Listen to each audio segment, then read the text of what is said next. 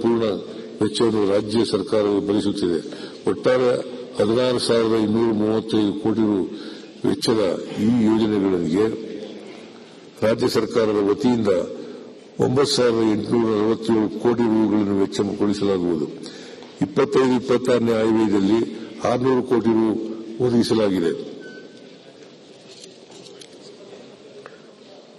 ಯೋಜನೆಗಳ ವಿವರಗಳನ್ನು ಅನುಬಂಧ 5ರಲ್ಲಿ ಲಗತ್ತಿಸಿದೆ.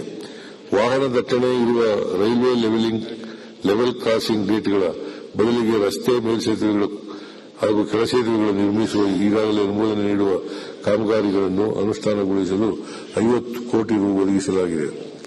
ಬೈಯಪ್ಪನಹಳ್ಳಿ, ಹೊಸೂರು, ಯಶವಂತಪುರ, ಚನ್ನಸಂದ್ರ ದ್ವಿಪಥೀಕರಣ ಯೋಜನೆಯಡಿಯಲ್ಲಿ 70 ಕಿಲೋಮೀಟರ್ ರೈಲ್ವೆ ಲೈನ್ ಗಳನ್ನು ದ್ವಿಪಥೀಕರಣಗೊಳಿಸಲು ಒಟ್ಟಾರೆ 812 ಕೋಟಿ ರು ಹೊಂದಿಸಲಾಗಿದೆ.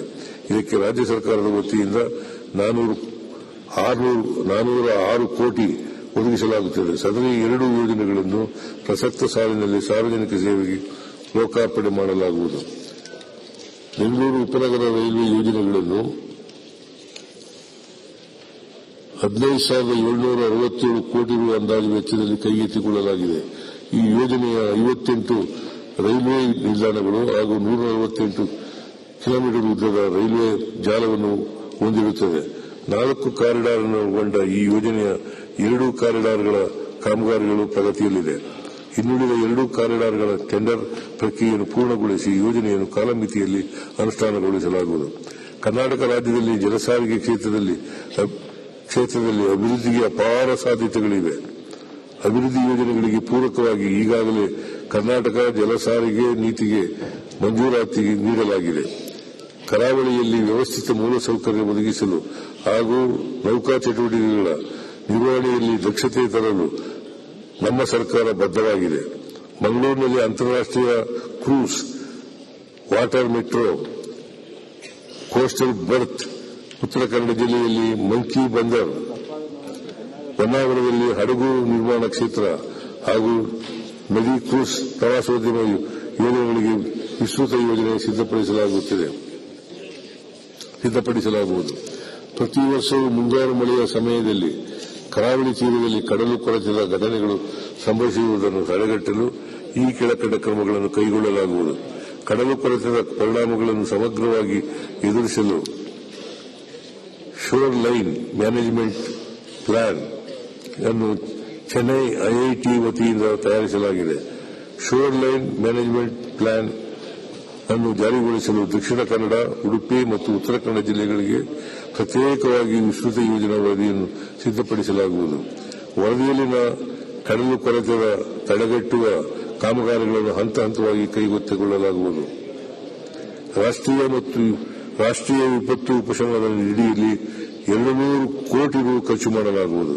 ಮಂಗಳೂರಿನಲ್ಲಿ ಜಲಸಾರಿಗೆ ಸಂಗ್ರಹಾಲಯ ಮತ್ತು ಅನುಭವ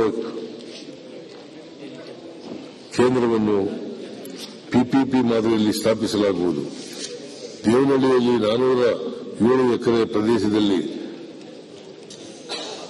ಅತ್ಯಾಧುನಿಕ ಬೆಂಗಳೂರು ಸಿಗ್ನೇಚರ್ ಬಿಸಿನೆಸ್ ಪಾರ್ಕ್ ಅನ್ನು ಅಭಿವೃದ್ಧಿಪಡಿಸಲು ಉದ್ದೇಶಿಸಿದೆ. ಇದಕ್ಕೆ ಸಂಪರ್ಕ ಕಲ್ಪಿಸಲು ಮೇಲ್ಸೇತುವೆ ನಿರ್ಮಾಣಕ್ಕಾಗಿ ರಾಜ್ಯ ಸರ್ಕಾರದ ಪಾಲಿನ ಅನುದಾನದಲ್ಲಿ 50 ಕೋಟಿ ರೂಪಾಯಿ ಈಗಾಗಲೇ ಬಿಡುಗಡೆ ಮಾಡಿದೆ. ಲೋಕೋಪಯೋಗಿ 2024-25 ಸಾಲಿನಲ್ಲಿ ಲೋಕೋಪಯೋಗಿ ಇಲಾಖೆಗೆ ವಿವಿಧ ಮುಂದುವರಿದ ಯೋಜನೆಗಳಡಿ 1,330 ಕಿಲೋಮೀಟರ್ ಉದ್ದದ ರಾಜ್ಯ ಹೆದ್ದಾರಿ ಮತ್ತು 1,259 ಕಿಲೋಮೀಟರ್ ಉದ್ದದ ಜಿಲ್ಲಾ ಮುಖ್ಯ ರಸ್ತೆ ಅಭಿವೃದ್ಧಿಗೆ ಕಾಮಗಾರಿಗಳನ್ನು ಪೂರ್ಣಗೊಳಿಸಿದೆ. ಪ್ರಸಕ್ತ ಸಾಲಿನಲ್ಲಿ 1,850 ಕಿಲೋಮೀಟರ್ ಉದ್ದದ ರಾಜ್ಯ ಹೆದ್ದಾರಿಗಳನ್ನು ಹಾಗೂ 2,570 ಕಿಲೋಮೀಟರ್ ಉದ್ದದ ಜಿಲ್ಲಾ ರಸ್ತೆಗಳನ್ನು 1,848 ಕೋಟಿ ರೂಗಳ ವೆಚ್ಚದಲ್ಲಿ ಅಭಿವೃದ್ಧಿಪಡಿಸಲಾಗುವುದು. ರಾಜ್ಯದಲ್ಲಿ 140 ಸೇತುವೆ ನಿರ್ಮಾಣ ಕಾರ್ಯಕ್ರಮಗಳನ್ನು ಪೂರ್ಣಗೊಳಿಸಲಾಗಿದೆ.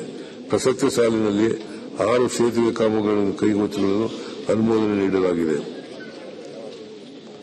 ಕಾಮಗಾರಿಗಳ ವಿವರಗಳನ್ನು ಅನುಬಂಧ 6ರಲ್ಲಿ ಲಗತ್ತಿಸಿದೆ.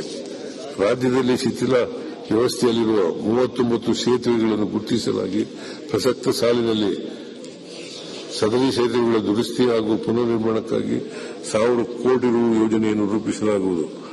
ಕೊಡಗು ಜಿಲ್ಲೆಯ ವಿರಾಜಪೇಟೆ, ಪೊನ್ನಂಪೇಟೆ ಮತ್ತು ಮಡಿಕೇರಿ ತಾಲೂಕುಗಳಲ್ಲಿ ಭಾರೀ ಮಳೆಯಿಂದಾಗಿ ಹಾನಿ ಒಳಗಾಗಿರುವ ರಸ್ತೆ ಮತ್ತು ಸೇತುವೆಗಳನ್ನು 20 ಕೋಟಿ ರು ವೆಚ್ಚದಲ್ಲಿ ಪುನರ್ನಿರ್ಮಾಣ ಮಾಡಲಾಗುವುದು.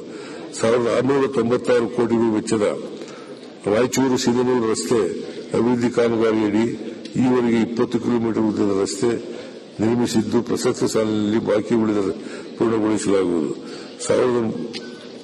3,190 ಕೋಟಿ ರು ಮೊತ್ತದ ದೇವನಹಳ್ಳಿ, ವಿಜಯಪುರ, ಎಚ್ ಕ್ರಾಸ್, ವೇಮಗಲ್, ಮಾಲೂರು, ತಮಿಳುನಾಡು ಗಡಿಯವರೆಗೆ ಕೈಗಾರಿಕಾ ಸಂಪರ್ಕ ಕಲ್ಪಿಸುವ 123 ಕಿಲೋಮೀಟರ್ ರಸ್ತೆ ಅಭಿವೃದ್ಧಿ ಕಾಮಗಾರಿಯು ಪ್ರಸಕ್ತ ಸಾಲಿನಲ್ಲಿ 30 ಕಿಲೋಮೀಟರ್ ರಸ್ತೆಯನ್ನು ಪೂರ್ಣಗೊಳಿಸಲಾಗುವುದು. ಎಸ್ಎಸ್ಡಿಪಿ ಹಂತ 5ರಡಿ 9,000 ಕೋಟಿ ಮೊತ್ತದಲ್ಲಿ ಒಟ್ಟು 2,500 ಕಿಲೋಮೀಟರ್ ಉದ್ದದ ಕೋರ್ ರೋಡ್ ನೆಟ್ವರ್ಕ್ ರಸ್ತೆಗಳ ಅಭಿವೃದ್ಧಿಯನ್ನು 2 ಘಟ್ಟಗಳಲ್ಲಿ ಕೈಗೊಳ್ಳಲು ಆಡಳಿತಾತ್ಮಕ ಅನುಮೋದನೆ ನೀಡಿದೆ. ಘಟ್ಟ 1ರಲ್ಲಿ ಈವರೆಗೆ 150 ಕಿಲೋಮೀಟರ್ ಉದ್ದದ ರಸ್ತೆ ನಿರ್ಮಿಸಿದ್ದು, ಪ್ರಸಕ್ತ ಸಾಲಿನಲ್ಲಿ 1,317 ಕಿಲೋಮೀಟರ್ ಉದ್ದದ ರಸ್ತೆ ಅಭಿವೃದ್ಧಿಗೊಳಿಸಲಾಗುವುದು. ಕೆಶಿಪ್ 4 ಯೋಜನೆಯಡಿ 5,736 ಕೋಟಿ ಮೊತ್ತದಲ್ಲಿ ಏಷಿಯನ್ ಡೆವಲಪ್ಮೆಂಟ್ ಬ್ಯಾಂಕ್ ನೆರವಿನೊಂದಿಗೆ 875 ಕಿಲೋಮೀಟರ್ ಉದ್ದದ ರಾಜ್ಯದ 11 ರಸ್ತೆಗಳನ್ನು ಅಭಿವೃದ್ಧಿಪಡಿಸಲಾಗುವುದು. ಯೋಜನೆಯ ವಿವರಗಳನ್ನು ಅನುಬಂಧ 7ರಲ್ಲಿ ಲಗತ್ತಿಸಿದೆ. ರಾಯಚೂರು ನಗರಕ್ಕೆ ಕೆಕೆಆರ್ಡಿಬಿ ಮ್ಯಾಕ್ರೋ ಅನುದಾನದಡಿ ಹಾಗೂ ಬೈಲಹೊಂಗಲ ಪಟ್ಟಣಕ್ಕೆ ಒಟ್ಟು ರಸ್ತೆಗಳನ್ನು ನಿರ್ಮಿಸಲು ವಿಸ್ತೃತ ಯೋಜನಾ ವರದಿಗಳನ್ನು ತಯಾರಿಸಲಾಗುವುದು. ಈ ಯೋಜನೆಗಳಿಗೆ ಬೇಕಿರುವ ಜಮೀನನ್ನು ಲ್ಯಾಂಡ್ ಪೂಲಿಂಗ್ ಮಾದರಿಯಲ್ಲಿ ಪಡೆಯಲಾಗುವುದು. ಮುಂದುವರೆದು ವಾಗ್ದಾರಿ ಮತ್ತು ರಿಬ್ಬನ್ಪಳ್ಳಿ ರಸ್ತೆಯನ್ನು ಅಭಿವೃದ್ಧಿಪಡಿಸಲು ಹಾಗೂ ಮದ್ದೂರು ನಗರದಲ್ಲಿ ರಸ್ತೆ ಅಗಲೀಕರಣಕ್ಕಾಗಿ ವಿಸ್ತೃತ ಯೋಜನಾ ವರದಿಗಳನ್ನು ತಯಾರಿಸಲಾಗುವುದು. ಇಂಧನ ನಮ್ಮ ಸರ್ಕಾರವು ಜಾರಿಗೊಳಿಸಿದ ಬೃಹತ್ ಜ್ಯೋತಿ ಯೋಜನೆಯಡಿ 1,62,00,000 ಗ್ರಾಹಕರು ನೋಂದಾಯಿಸಿರುತ್ತಾರೆ. ಈ ಯೋಜನೆಗೆ 24 ಸಾಲಿನಲ್ಲಿ 9,657 ಕೋಟಿ ರೂಪಾಯಿ ಒದಗಿಸಲಾಗಿದೆ. ಪ್ರಸಕ್ತ ಸಾಲಿನಲ್ಲಿ ಈ ಯೋಜನೆಗೆ 10,100 ಕೋಟಿ ರೂಪಾಯಿ ಒದಗಿಸಲಾಗುವುದು. ರಾಜ್ಯ ಸರ್ಕಾರದ ವತಿಯಿಂದ 10 ಎಚ್ಪಿವರೆಗಿನ ನೀರಾವರಿ ಪಂಪ್ಸೆಟ್ಗಳ ವಿದ್ಯುತ್ ಸರಬರಾಜಿಗಾಗಿ ಧನಸಹಾಯ ನೀಡುವ ಯೋಜನೆಯಡಿ 33.84 ಲಕ್ಷ ಪಂಪ್ಸೆಟ್ಗಳಿಗೆ 16,021 ಕೋಟಿ ರು ಒದಗಿಸಲಾಗಿದೆ. ಇದರಿಂದ ಒಂದು ಪಂಪ್ಸೆಟ್ಗೆ 1 ವರ್ಷಕ್ಕೆ ಸರಾಸರಿ 50,000 ರೂಪಾಯಿ ಸಹಾಯಧನ ನೀಡಲಾಗುತ್ತಿದೆ. ಹೆಚ್ಚಾಗುತ್ತಿರುವ ವಿದ್ಯುತ್ ಬೇಡಿಕೆಯನ್ನು ನೆರವೇರಿಸಲು ರಾಜ್ಯದ ಸ್ಥಾಪಿತ ಸಾಮರ್ಥ್ಯವನ್ನು 32 ಗೀಗಾವ್ಯಾಟ್ನಿಂದ 60 ಗೀಗಾವ್ಯಾಟ್ಗೆ ಹೆಚ್ಚಿಸುವ ಗುರಿಯನ್ನು ಇಂದಿನ ಆಯವ್ಯಯದಲ್ಲಿ ನಿಗದಿಪಡಿಸಲಾಗಿದೆ. ಇದಕ್ಕಾಗಿ ಈ ಕೆಳಗಿನ ಉಪಕ್ರಮಗಳನ್ನು ಕೈಗೊಳ್ಳಲಾಗಿದೆ. ವಿದ್ಯುತ್ ಉತ್ಪಾದನಾ ಸಾಮರ್ಥ್ಯವನ್ನು 31.83 ಗೀಗಾವ್ಯಾಟ್ನಿಂದ 34.99 ಗೀಗಾವ್ಯಾಟ್ಗೆ ಹೆಚ್ಚಿಸಲಾಗಿದೆ. 2008ರಿಂದ ನೆನೆಗುದಿಗೆ ಬಿದ್ದಿದ್ದ 13,000 ಕೋಟಿ ಯೋಜನಾ ವೆಚ್ಚದ 800 ಮೆಗಾವ್ಯಾಟ್ ಸಾಮರ್ಥ್ಯ ಗೋಧ್ನ ಶಾಖೋತ್ಪನ್ನ ವಿದ್ಯುತ್ ಸ್ಥಾವರವನ್ನು ಟಿಬಿಸಿಪಿ ಮಾದರಿಯಲ್ಲಿ ಕಾರ್ಯಗತಗೊಳಿಸಲು ನಿರ್ಧರಿಸಲಾಗಿದೆ. 10,240 ಕೋಟಿ ರು ವೆಚ್ಚದ 2,000 megawatt Sharavathi pumped storage power plant ಅನುಷ್ಠಾನಕ್ಕಾಗಿ ವನ್ಯಜೀವಿ ಮತ್ತು ಅರಣ್ಯ ಇಲಾಖೆಯ ಅನುಮತಿ ಪಡೆಯುವ ಪ್ರಕ್ರಿಯೆ ಪ್ರಗತಿಯಲ್ಲಿದ್ದು, ಟೆಂಡರ್ ಪ್ರಕ್ರಿಯೆಗೆ ಚಾಲನೆ ನೀಡಲಾಗಿದೆ. ನವೀಕರಿಸಬಹುದಾದ ಮೂಲಗಳಿಂದ ಉತ್ಪಾದನೆಯಾಗುವ ಇಂಧನದ ಶೇಖರಣೆಗಾಗಿ ಕೆಪಿಟಿಸಿಎಲ್ ಮೂಲಕ 7 ಸಬ್ಸ್ಟೇಷನ್ಗಳಲ್ಲಿ 1,000 ಮೆಗಾವ್ಯಾಟ್ ಪವರ್ ಬ್ಯಾಟರಿ ಶಕ್ತಿ ಶೇಖರಣಾ ವ್ಯವಸ್ಥೆಯನ್ನು 1,846 ಕೋಟಿ ರು ಅಂದಾಜು ವೆಚ್ಚದಲ್ಲಿ ಪಿಪಿ